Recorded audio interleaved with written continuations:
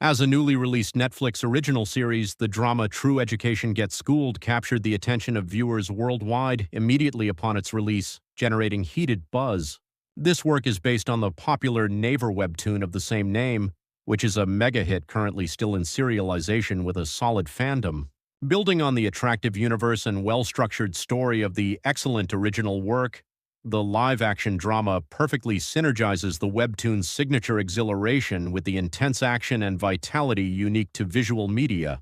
Even in a fiercely competitive content market flooded with webtoon-based dramas, True Education presents a fresh shock to viewers by asserting its own unrivaled color and weighty social message. It stands out with its pointed direction that criticizes the absurdities of reality, moving beyond mere entertainment. In the Korean drama market, so-called school dramas focusing on high schools or adolescents have been produced in countless numbers. However, most existing school dramas have heavily leaned toward exposing the brutal realities of school violence among students or depicting the fresh growth and crossed first loves of youth going through turbulent times. Yet the newly released True Education completely breaks away from the predictable formulas followed by existing school dramas, unfolding a narrative of an entirely different texture. Power struggles or immature violence among students are not the center of the play. Instead, it securely establishes its genre differentiation by bringing to the forefront a bold and unconventional setup adults and teachers endowed with public authority, physically and mentally disciplining and reforming delinquent students who have crossed the line. This is the core driving force that provides viewers with a peculiar catharsis. While it is difficult to accurately compare the educational environments of other countries, there are relentless points being made that, at least in current South Korean society, the relationship between teachers and students has collapsed to a devastating degree. Of course, there must still be warm classrooms in frontline schools where strong bonds and deep trust between teachers and students are alive and breathing. However, watching the various shocking incidents and accidents that decorate the social news sections day after day, we have entered an era where no one can deny that the fall of teachers' authority has emerged as a serious social problem that can no longer be neglected. The miserable reality where teachers standing at the podium are openly mocked by young students and helplessly exposed to malicious complaints from unreasonable parents serves as the most painful and realistic background for how this thrilling revenge-style drama was born and gained public empathy. One of the phenomena that bluntly demonstrates the current reality where teachers' authority has perfectly collapsed is the extreme role reversal between public and private education. These days, students show a clear tendency to value and prioritize advanced learning and entrance exam-oriented studies conducted at private academies Hagwons much more than the regular classes held in school classrooms. Since even frontline teachers must adjust the pace and conduct classes targeting the average level of an entire class with diverse academic abilities, they face structural limitations in assigning customized homework or strictly controlling academics for individual students. Ultimately, the bitter bare-face of the educational scene where students diligently complete homework assigned by academy instructors rather than school teachers, and schools have been reduced to mere resting places to lay their tired bodies to sleep or kill time with friends is sharply and directly projected in the drama. Compared to the past, the gazes and attitudes with which parents and students view the existence of teachers have also changed drastically and violently. Just a few decades ago, corporal punishment or strict disciplinary control by teachers at school was considered a kind of fear and a natural authority to guide students on the right path. But now the situation has completely reversed.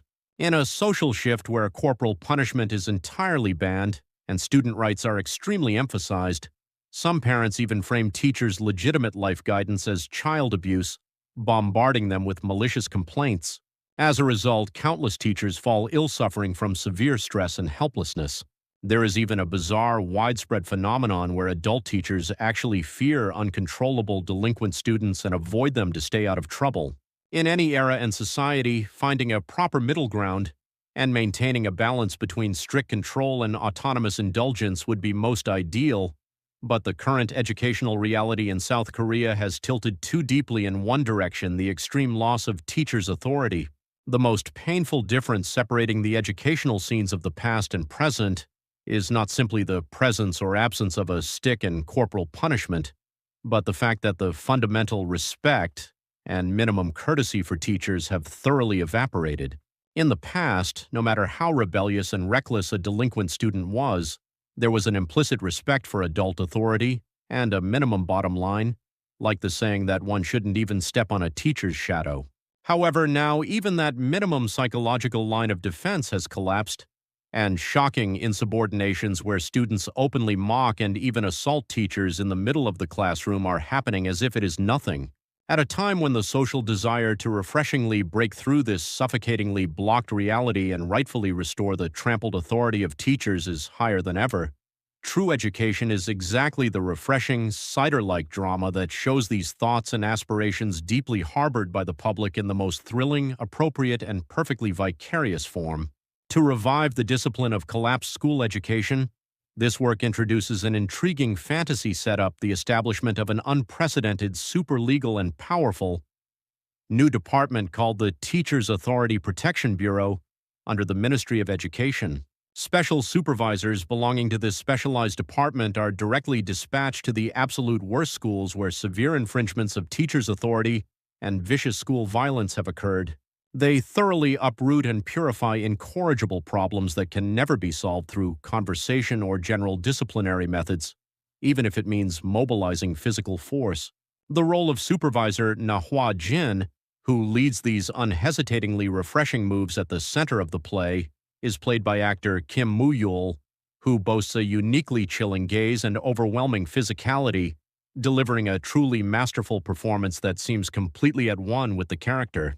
A particularly interesting point is that in the highly acclaimed Netflix drama Juvenile Justice, Kim Moo-yul played a kind and warm judge who strives to give juvenile offenders a chance at rehabilitation until the end, portraying the agony and frustration within the limits of real-world law. However, in True Education, he jumps up from the dignified chair of the courtroom and dives directly into the front lines of rough schools, physically judging and ruthlessly reforming atrocious students who cannot be reached through words. His action delivering true education so mercilessly that the expression of intending to crush a problematic student who crossed the line from the very first episode doesn't feel exaggerated at all, provides viewers with an electrifying thrill.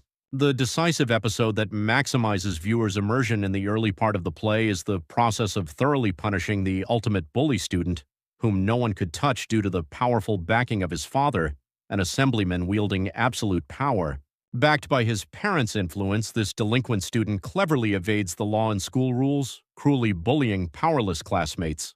He is an incorrigible, malicious character who acts arrogantly, thoroughly trampling on and ignoring even the teachers who try to stop him.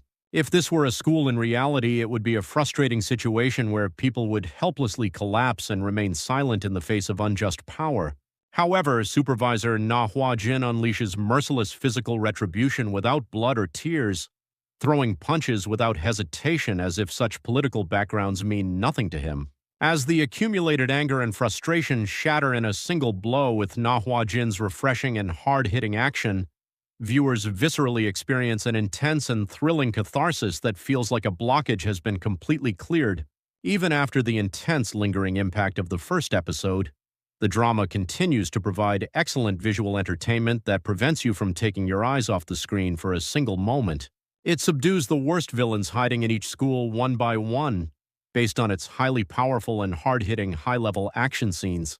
The role of Supervisor Lim Han Rim, who forms a perfect duo with the blunt Nahua Jin and exclusively handles secretive and terrible problems mainly occurring in girls' schools, is played by actress Jin Ki-ju. She perfectly pulls off charmingly crazy and somewhat manic action sequences, doubling the vitality of the play. Adding to this, the always reliable master actor Lee Sung-min firmly holds the center as Choi Kang-seok, the director of the Teachers Authority Protection Bureau, who serves as a solid fence for Nahua Jin. Oh Ji-hoon joins as Bong Gun-dae, a genius official with an exceptionally quick brain, completing a flawless and perfect acting ensemble. Amidst the relentlessly refreshing plot developments, the 10-episode length actually feels too short and leaves you wanting more. This drama, which delivers extreme entertainment, builds a strong certainty and pleasant expectation that Season 2 will be produced quickly, fueled by the enthusiastic response and cheers of viewers worldwide.